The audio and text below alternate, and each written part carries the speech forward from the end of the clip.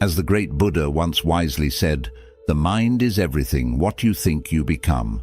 When life feels uncertain, when the future is blurry and your heart is heavy, it's not always the situation that drowns you. It's your own mind, the endless thoughts, the imagined fears, the weight of what if. In these moments, your mind becomes the battlefield, and the real struggle is not outside of you, it's within.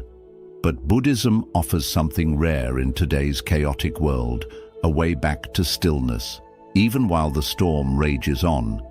It teaches us that peace isn't something you chase or find in the outside world, it's something you return to, a quiet place inside you that never left, only forgotten. In this video, we'll walk a path rooted in ancient wisdom, a path that shows you how to breathe again, how to let go, and how to stop being at war with your own thoughts. Take a deep breath. This is your moment of return. 1. Your thoughts are not always the truth.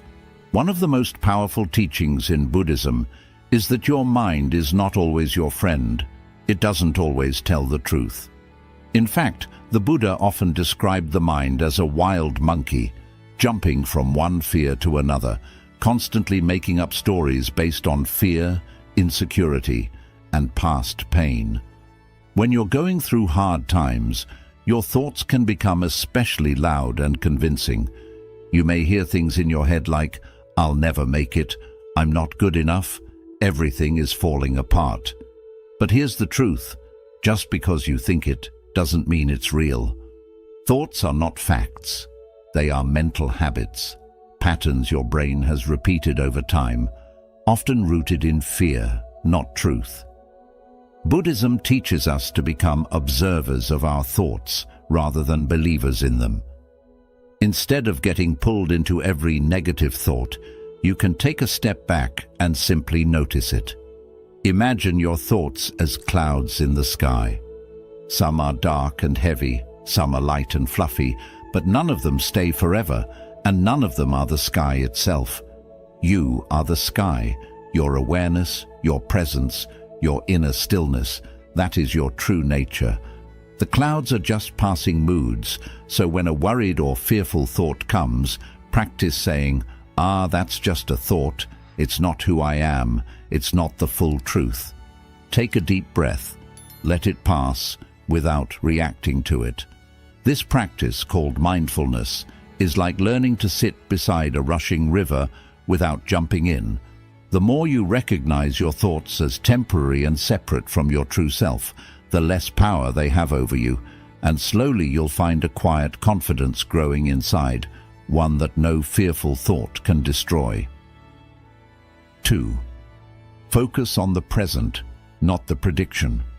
One of the main reasons we worry so much is because we leave the present moment and get lost in the future. We start imagining everything that could go wrong. What if I lose everything? What if I fail? What if I'm not strong enough to handle this? These thoughts create anxiety, not because they're happening now, but because our mind is making predictions. But Buddhism teaches us something simple and powerful. The future does not exist yet. The only thing that is real is this moment, right here, right now. The present moment is the safest place you can be. It's where your breath is. It's where your body is. It's where peace lives. When you anchor yourself in the now, even just for a few minutes, your mind slows down. You begin to realize that in this moment, you are okay. You are breathing. You are alive. You are safe. It's important to understand that worry is usually not about what is happening now. It's about what might happen later, but the future is just a mental movie. It's not happening yet. And most of the time, the things we worry about never even come true. So instead of trying to predict the future or control what hasn't happened, practice returning to the now. Buddhism encourages simple methods for this, like mindful breathing, listening deeply to your surroundings, or paying attention to what your body feels. When your mind begins to spin with fear, ask yourself, what is actually happening right now? Am I okay in this moment? Can I take one mindful breath? These small practices pull you out of the storm of what-ifs and back into the calm of what is. Because the truth is, you don't need to figure out the next 5 steps. You just need to take the next breath. And in doing that, you give your nervous system a chance to relax, your heart a chance to open, and your soul a chance to rest. First, you stop drowning in imaginary futures and start living in real peace. 3. You can't control everything, but you can control this. One of the biggest sources of worry and stress is the desire to control everything around us. We want things to go according to plan. We want people to treat us a certain way. We want our efforts to guarantee success. But life rarely listens to our plans. The weather changes. People disappoint us. Situations fall apart. Unexpected problems show up without warning. And when things don't go how we imagined, we feel helpless, frustrated, or scared. But Buddhism teaches us a life-changing truth. Trying to control everything is a cause of suffering. Why? Because control is an illusion. The more you try to grip tightly, the more things slip out of your hands. It's like holding sand in your fist. The tighter you squeeze, the more you lose. Real peace doesn't come from controlling the outside world. It comes from mastering your inner world. Here's what you can control: your breath, your response, your mindset, your energy, your actions, your presence. You can't stop the storm, but you can choose to stand calmly in the rain. You can't stop people from saying hurtful things, but you can choose not to let their words poison your heart. You can't guarantee success, but you can give your best, stay present, and let go of the outcome. In Buddhism, this practice is called equanimity, a balanced, peaceful mind that stays steady even when life feels chaotic. It doesn't mean you give up or stop caring. It means you shift your energy from controlling to responding wisely. For example, when someone speaks with anger, you can choose to breathe instead of react. When your plans fall apart, you can choose to trust that a new path may be opening. When uncertainty appears, you can choose faith over panic. This isn't easy, but the more you practice it, the more you realize how powerful you really are. Not because you control the world, but because you don't let the world control your peace. So when your heart feels overwhelmed, remind yourself gently, I don't need to control everything. I only need to control how I respond. That's where your strength lives. That's where worry begins to fade, and that's where true inner freedom begins. 4. Your worst days still built you. It's easy to look back on the hardest moments of your life and wish they had never happened. When you were at your lowest, whether it was facing loss, heartbreak, failure, or disappointment, you probably felt broken, alone, and unsure if you could ever recover. But here's a truth that Buddhism teaches us. Those painful moments were not wasted. They were the bricks that built your strength, your compassion, and your wisdom. Think about a seed pushing its way through dark, heavy soil. At first, it feels the weight of earth pressing down on it. It might struggle and crack, but without that pressure, it could never sprout. Those very forces that felt like they were crushing it also gave it the power to grow upward toward the light. In much the same way, your worst days pressed on you, but they also pushed you to become more resilient. Every time you experienced suffering, you had to face difficult feelings, grief, anger, fear. You may have wanted to run away, blame someone else, or give up entirely. But when you stayed present with your pain, when you acknowledged it instead of hiding from it, you learned something invaluable about yourself. You discovered how deep your capacity to heal could be. You uncovered hidden strengths you didn't know you had. You learned that even when you felt powerless, you still had choices. The choice to breathe, to continue, to reach for hope. In Buddhism, this process of transforming suffering into wisdom is called turning poison into medicine. Just as a skilled alchemist turns a harmful substance into something healing, you turn hardship into understanding, empathy, and inner peace. Your worst days taught you humility because you learned that you are not in control of everything. They taught you compassion because you now know what it feels like to hurt, and you can extend kindness to others in pain. They taught you patience because healing never happens overnight.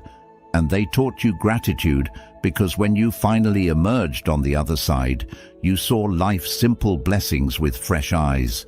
So the next time you're tempted to despise the past, remember this: each painful chapter of your life played an essential role in shaping who you are today. Without the struggles, you wouldn't appreciate peace. Without the failures, you wouldn't value success. And without the low points, you might never reach for something higher. Embrace your history as a teacher, not an enemy. Bow to the lessons learned, even the harsh ones, because in Buddhism, every moment of suffering is an opportunity to awaken to your own strength, compassion, and the unshakable peace that lives within you. 5. Not everything deserves a reaction. When life throws challenges your way, insults from others, unexpected setbacks, or moments of self-doubt, it's natural to feel an immediate urge to respond. Our minds are wired to react swiftly. Someone says something hurtful, and we lash back. A problem arises, and we panic. Yet Buddhism teaches us that every reaction costs a piece of our peace. If we allow ourselves to be pulled into every conflict, our energy becomes scattered, and worry takes root more deeply. Imagine your mind as a vast, calm lake. When a pebble is thrown, ripples appear. But if the lake remains tranquil, the ripples eventually subside. However, if the lake's surface is already turbulent, even the smallest pebble creates waves that grow and persist. In the same way, if your mind is agitated, filled with fears, frustrations, and unprocessed emotions, any external pebble, an unkind word, a sudden change in plans, a reminder of a past mistake, can set off a storm of reactions. Buddhist wisdom encourages you to cultivate a state of inner stillness so that minor disturbances don't automatically trigger a response. This doesn't mean you become passive or uncaring. Rather, it means you learn to pause before reacting. In that pause, you create space to choose a wise response instead of an immediate, often knee-jerk reaction. When someone criticizes you harshly, your first impulse might be to defend yourself, to strike back, or to shut down. But if you breathe and observe your feelings, anger, hurt, or shame, without immediately acting on them, you give yourself time to see whether a reaction is truly necessary. Often you'll realize that the words were more about the speaker's own pain than about you. By choosing not to react, you preserve your peace and your relationships. Consider daily annoyances, a long line at the store, a rude driver cutting you off, a notification that disrupts your focus. None of these moments deserves a full-blown emotional storm. Yet, when you allow yourself to react, clenching your fists, clenching your jaw, your heart racing, you carry unnecessary tension. Buddhism teaches mindful awareness. Notice the irritation rising in your chest, recognize the impulse to clench, and then choose to let it pass. You might even silently remind yourself, this is just a passing moment. It does not need my full attention. In doing so, you free up mental and emotional space for things that truly matter. Another source of unnecessary reaction is the inner critic, the voice that judges every misstep, every flawed thought. When you make a mistake at work or fail to meet your own expectations, that inner voice says, "See, you're not good enough." If you react by spiraling into guilt or shame, you create further suffering. Instead, Buddhism invites you to observe that inner judgment as if it were someone else's nickname, just a voice that doesn't hold the ultimate truth. By not reacting to that critic, you weaken its power.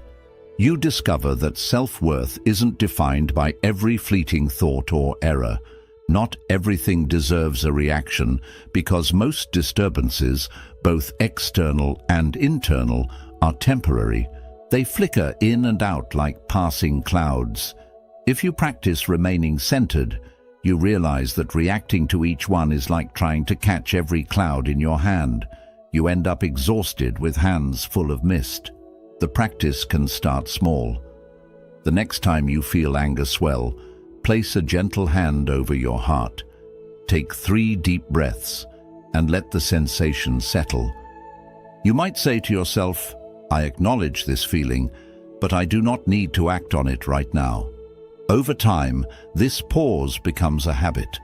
You'll find that even when the world seems chaotic, people arguing, plans derailing, unexpected news, you don't immediately lose your balance. Instead, you maintain a calm center.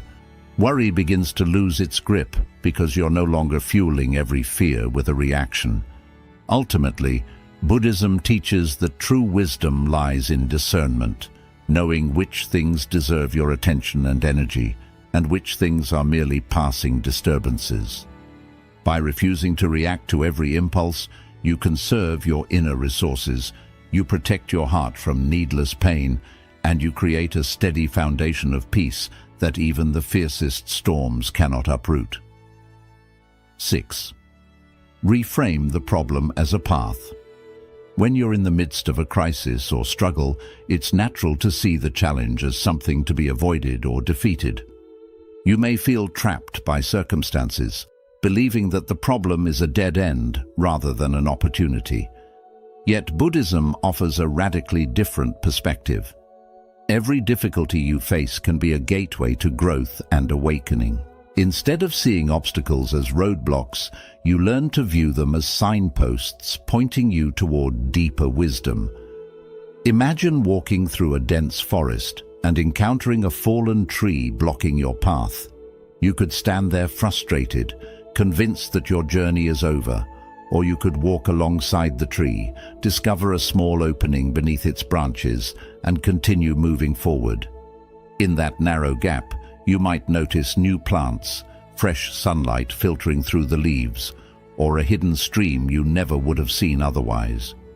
The obstacle itself becomes part of your adventure, a lesson in adaptability and perspective. Buddhism calls this process turning poison into medicine. Every problem has within it the seeds of its own solution, if only you're willing to look deeper. When a relationship ends, rather than seeing it as a devastating failure, you can ask yourself, what can I learn about compassion, healthy boundaries, or self-worth from this experience? When your career hits a setback, you can inquire, what hidden talents am I being invited to develop? What new direction might emerge from this challenge? By reframing, you transform the energy of fear and resistance into curiosity and intention. This shift doesn't mean you pretend everything is fine when it's not. It doesn't deny the pain you feel. Instead, it invites you to lean into the discomfort long enough to discover its hidden gifts. Buddhism teaches that suffering reveals the roots of attachment, aversion, and ignorance, the very patterns that keep you trapped in cycles of stress and worry. When you face the difficult truth of your pain, you gain understanding about why certain situations make you suffer. Maybe you realize that you have been holding on to a certain outcome, or that you are resisting change because it feels too uncertain. By recognizing these patterns, you begin to loosen their hold. The practice of reframing also includes trusting that the universe has a wisdom beyond your current understanding. When the Buddha faced painful questions about life and death, he did not try to force answers. He sat in silence, observing the nature of reality. In your own life, when a problem appears, pause and breathe before reacting. Notice the story your mind wants to create, how it may make the problem bigger or assume there is no way out. Then gently ask, is there another way to see this? What might this situation be teaching me? As you develop this mindset, you become less reactive and more thoughtful. You create space to see not only the difficulty, but also the possibility inside it. When you reframe challenges as paths, you begin to value the richness of the journey itself. Buddhism teaches that life is impermanent and always changing. Joy and sorrow move together. By accepting this flow, you are no longer a helpless victim of circumstances, but an active participant in your own awakening. You begin to notice how each trial shapes your character, strengthens your patience, and expands your ability for compassion. Even when the path feels dangerous, when heartbreak, illness, or failure feels heavy, you can walk it with intention, knowing that every step brings useful insight. Over time, this practice of reframing becomes natural. Difficult situations no longer stop you, but invite you to move forward with curiosity. Worry loses its power because you are no longer obsessed with trying to escape discomfort. Instead, you are focused on learning from it. You trust that every problem, no matter how difficult, holds a lesson that will guide you toward deeper clarity and inner peace. In this way, Buddhism changes suffering into a powerful teacher, showing you that what you once saw as a closed door was simply an invitation to find a new path. Faith is the antidote to fear. Fear often grows in uncertainty. Imagine standing at the edge of a dark forest, not knowing what is inside. Your mind creates every possible danger, and your heart beats with fear. In Buddhism, faith, sometimes called saddha in the Pali language, is not blind belief, but an inner confidence based on experience. It is the light that helps you move forward, even when you cannot see the whole path. When difficult times darken your view, faith becomes a shield, helping you stand strong in uncertainty. First, understand that fear often appears because the mind tries to predict outcomes it cannot control. When you ask, "What if I fail?" or "What if my worst fear comes true?" you are projecting possible futures onto a blank screen. Buddhism teaches that this projection is like watching a frightening movie in your mind. Your imagination often creates the most frightening story. Faith steps in to remind you that you do not need to know the ending before taking the first step. By doing small things, like pausing to feel your breath, or remembering times when you overcame challenges, you slowly build trust inside that life can guide you wisely, even if you do not know every answer. Next, see that faith grows from real experience, not only from inspiring words. Think back to moments in your life when you faced struggles, maybe an unexpected illness, a broken relationship, or money troubles, and still found a way forward. Notice how, even when the solution was not clear, you discovered strength within, resilience, creativity, or received help from friends or even strangers. These moments show that support is always near, sometimes from your own heart, sometimes from the world around you. By remembering them, you water the seed of faith. If I managed before, I can trust myself to face uncertainty again. Another way Buddhism builds faith is through the idea of impermanence. Anicca. Everything changes, including your situation, emotions, and even your body. When you understand that no painful moment lasts forever, you begin trusting the natural flow of life. Just like storms always pass, your present difficulties will also fade.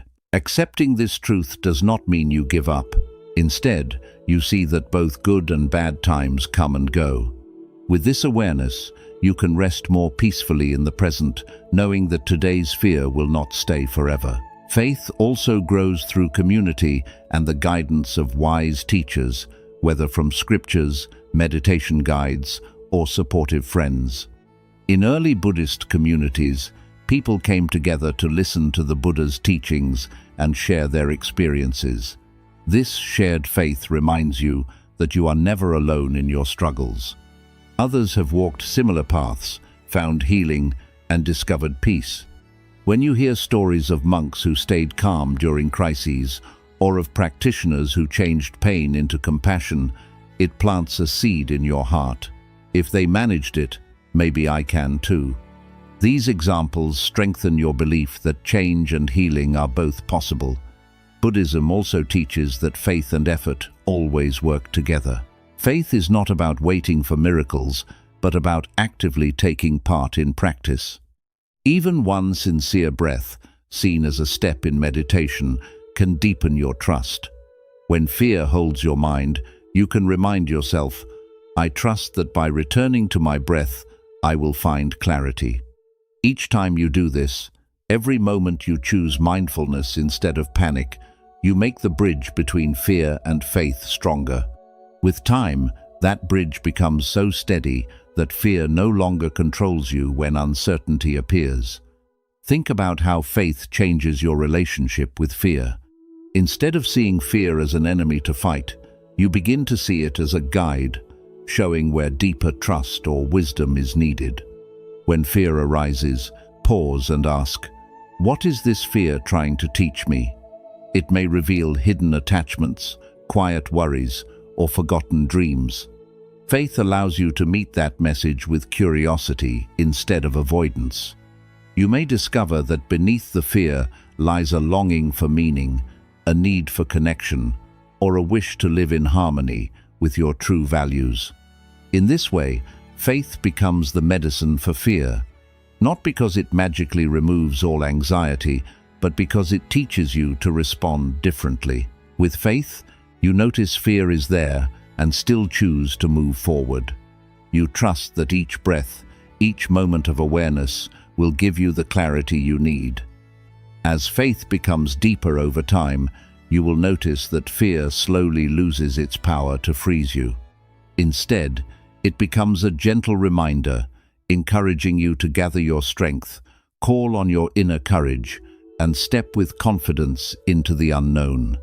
In the end, these 7 lessons are more than just teachings. They are practical reminders that you can change the way you respond to fear and hardship. Your thoughts are not always facts. The present moment is the only thing you truly have.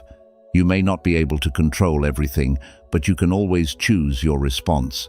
With practice, every painful moment adds to your resilience, and not every disturbance needs your reaction. Every challenge has something to teach you, and faith, built on remembering your past strengths and trusting in impermanence, will support you whenever fear appears. As you practice these teachings, you slowly move from being controlled by outside situations to feeling steady in your own inner wisdom. Worry may still come, but it no longer has to stay. You learn to sit with uncertainty, breathe through it, and keep moving forward with calm confidence. May these principles become a guide whenever life feels too heavy. Come back to them as often as you need. Read them, reflect on them, and let them guide you back to peace. By doing this, you will see that even in the hardest times, your heart can remain open, your mind clear, and your spirit continue to grow. Thank you for watching. If these lessons touched you, take a moment now to breathe deeply, appreciate your journey, and step gently into what comes next.